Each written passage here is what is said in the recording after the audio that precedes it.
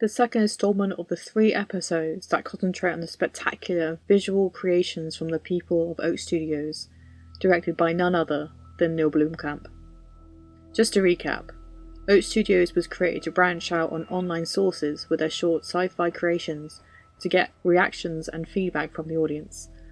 With this in mind, what better place to put it than on YouTube and Steam for free? So would you take a chance and dive into one of the worlds that Neill and his team have created? Let's take a look at one of his impressive creations, named Rakka.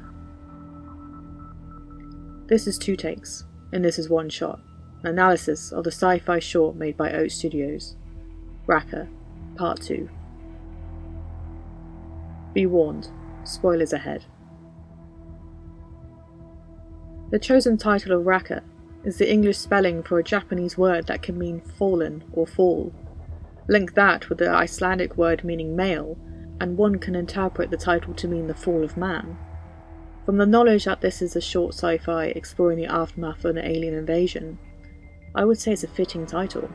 However, it does not say the death of man, so there's hope yet. This world has 3 chapters that give it more of a dialogue on what is happening and the direction in which the film might go. The first chapter, called World, is an introductory narration of the aftermath of an alien invasion from the Clume.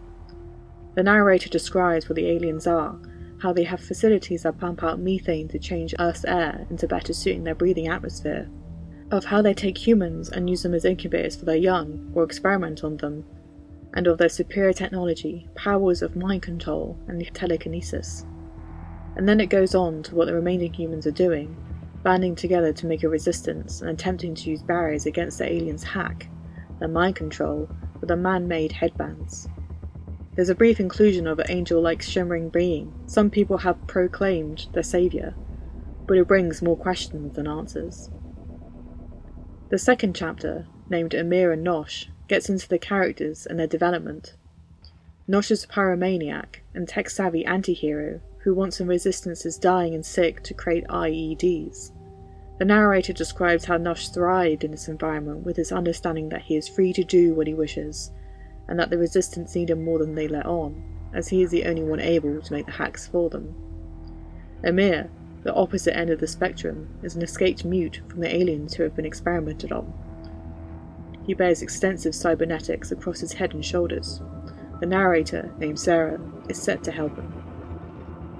It seems the introduction to these particular characters always have a meaning, as is every film that includes things to show the audience. Only time will tell what they will do. The last chapter, called Siege, is further along the timeline, showing Amir to have recovered. At the same time he is listening to Sarah asking to help their resistance, he is having a premonition about a future raid, of how the resistance will shoot down an alien pilot, of how the Clume will have hold of one of their resistance by mind control, and of how the humans must kill him to protect their own, kill the alien and chop his head off.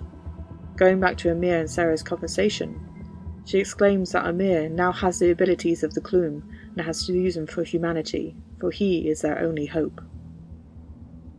The potential ending of this movie, if it were made into a blockbuster, is left open for interpretation, and from the research that I've done, the interest lies more in the Clume themselves and the angel-like beings rather than Amir and Nosh. But before we get to that, I can at least mention that it presents the idea that Amir and Nosh are opposites from each other, apart from the obvious in a way that one speaks a lot, and the other cannot. Nosh presents the ideology that what was moral and immoral is gone out the window, and Amir is the result of that idea, what the Clume have done to him, and what the Resistance chose to do by saving him. As well as Nosh and Amir presenting this changed world, they can also clash with each other on the basis of each perhaps saving the world in their own way. Nosh would be by his selfish intent, and Amir by his newfound abilities. What begs the question is whether Amir escaped or if he was actually set free. Well, what would be the purpose of setting him free? I'll have to explain many things before we get to that point, but bear with me, as it's pretty interesting. Let's start with the Clume themselves. The Clume are the alien race that have come to Earth and terraformed it, killing and experimenting on humans and using them as incubators for their young. But based on their reptilian image, they seem to be bipedal and look to have a face that humans can recognise. This was further explained in the episode about Neill's blockbuster movie District 9, and it seems the same formula is placed here. The Clume are reptilian humanoids, and in our history they can be placed in many cultures. But let's start with the technology that they use to do basically everything with. Using a quote from the interview between Neill Blomkamp and The Verge's Andrew Liptak, Neill says, "Alien creatures, the Clume, have nanotech fluid that changes shape. The aliens would have essentially come to Earth in a lake. It forms whenever they need, and when they arrive on Earth, it probably split up into several pieces, the different ships that formed out of it going to different continents and building the towers that they live in. They breathe a different atmosphere. If you look at the creature itself, it has this black hood that also runs down the bridge of its nose, and it almost looks like a gas mask, but hooked directly into their nostrils. It just does whatever they need it to. It processes Earth's air into a mixture that they can breathe. It forms weapons. It forms the structures that they live in. It forms their vehicles. I just like the idea that the fluid's always active, and it's intelligent." Their technology, the black fluid, does look like it's alive and breathing. Think of the scenes when it's doing demolition on the buildings and how it moves on Amir's head. It is alive, and it merges into anything the Clume need, no matter the size, without any limit to its power. There are 2 points I wish to address from this quote. Both lead to interesting discoveries that could theorise many things. The first being that they got to Earth by lake. Now, if we look deep into the aspect of reptilian humanoids, their legends, and what they present, a theme begins to form. Depending on your history, the most prominent reptile mythological context might be Sobek, the ancient Egyptian deity who had the head of a crocodile. He was depicted with similar traits, such as being aggressive and animalistic, with a complex and fluid nature. He is also associated with powers, fertility, and with a military prowess. Another example is a Naga. In South Asia and Southeast Asian mythology, the Naga are semi-divine creatures which are half human and half serpent, who reside in another world called the Patala and can occasionally take human form. There are many other examples, however, considering that the Clume are created for the implied interest in making a film about the aftermath of an alien invasion, the inspiration might have come from these sources. The Clume arrive by lake, much like a crocodile. They are aggressive, inhumane, and have powers such as mind control. They have military prowess, and seem to have no problem repopulating themselves in the Earth's atmosphere. The aspect of them being semi-divine is questionable, but from what was researched, they are higher on the food chain than humans. This leads to my second point. They use the liquid like a gas mask, which means, looking at the towers that pump out methane, they are attempting to terraform the Earth to something they can get used to. But why? And also, the aspect of experimenting on humans must be for some higher purpose. And don't forget the angel-like beings from earlier. Another quote from the same interview explains, "So what I wanted to do was play with the idea that there's something immensely lacking within the Clume and what they are trying to do. The reason they are terraforming the Earth is because they just happen to be staying there for a long time. But Earth isn't the goal. The goal is to rip humans apart and understand what makes them be able to communicate with this higher species. It's almost like the higher species, to them, is God, and they've been rejected by their God, and humans haven't. There's something in the humanity that gives them the right to this higher species, and so the whole point to the body horror is because they don't understand what makes us who we are, and why we have the ability to do that. Why are we different from them? So that's what leads to experimentation and everything that happens to the character of Amir so far.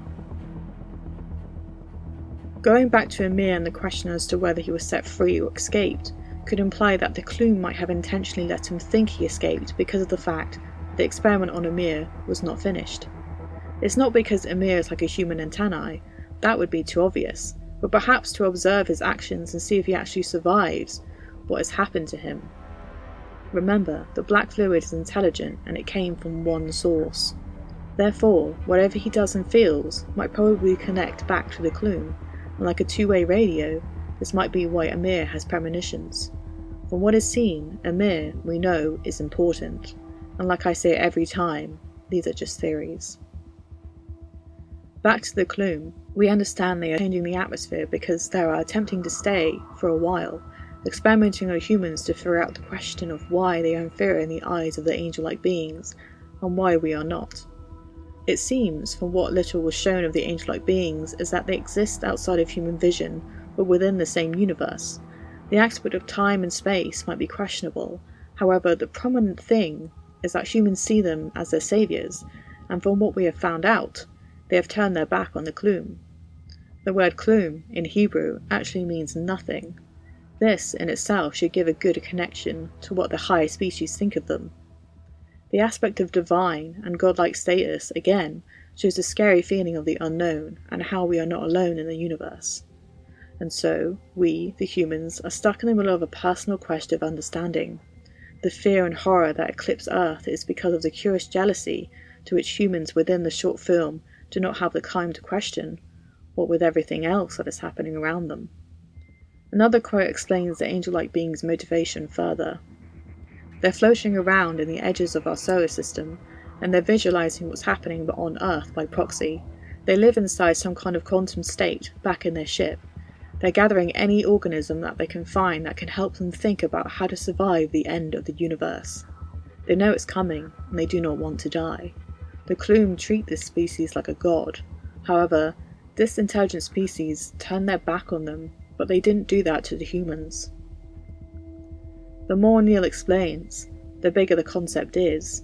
It's the realization that there are other beings out there in the universe, that we are not alone, but also the fact that there are far more pressing matters than what we perceive, brings the desperation of survival to the max.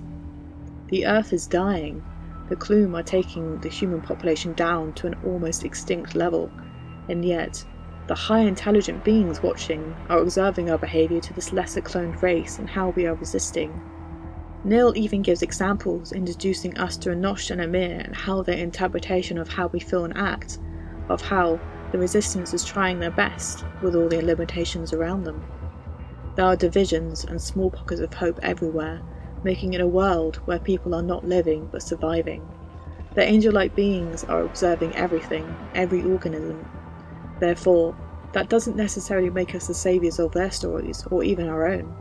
In the world of Rakka, we are in the middle of many fights, having to show ourselves, and without knowing it, our higher intelligence, if we are worth saving.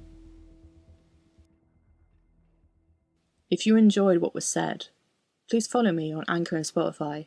Be kept in the loop for new episodes by following my Instagram. And if you have any questions, email me at twotakespodcast1@gmail.com. And as always, thanks for listening.